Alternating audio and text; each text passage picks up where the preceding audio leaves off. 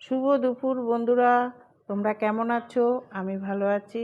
তো আজকে আমি দুপুরে কি আয়োজন করেছি তোমাদের সঙ্গে আমি শেয়ার করব। তো প্রথমে আমি ভাত নিয়ে নিলাম। ভাতটা এবার সুন্দর করে আমি গুছিয়ে নেব। সুন্দর করে আমি ভাতটা গুছিয়ে নিচ্ছি বন্ধুরা। এবার আমার ভাতটা গোছানো হয়ে গেল পুরো।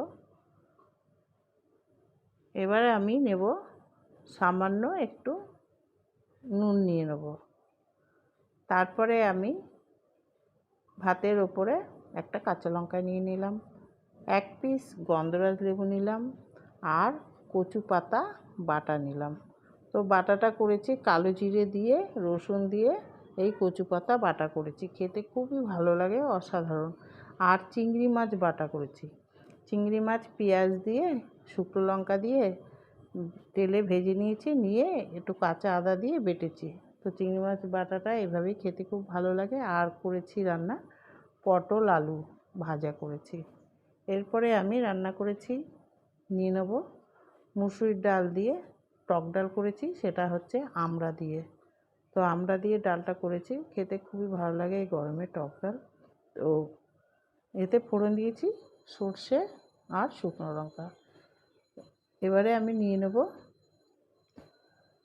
চিংড়ি মাছের তরকারি করেছি, সেটা নানান রকম সবজি দিয়ে করেছি, আলু বেগুন ডাঁটা সব কিছু দিয়ে চিংড়ি মাছ দিয়ে করেছি।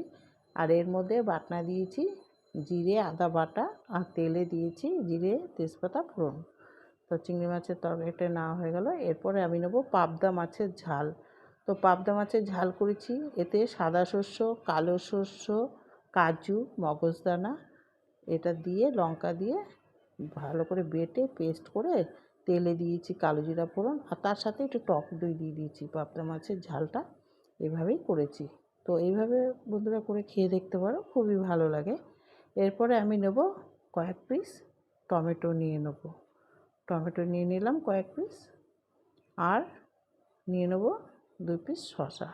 কেমন লাগলো বন্ধুরা? ভালো লাগলে ছোট্ট একটা কমেন্ট করো। Thank you so much.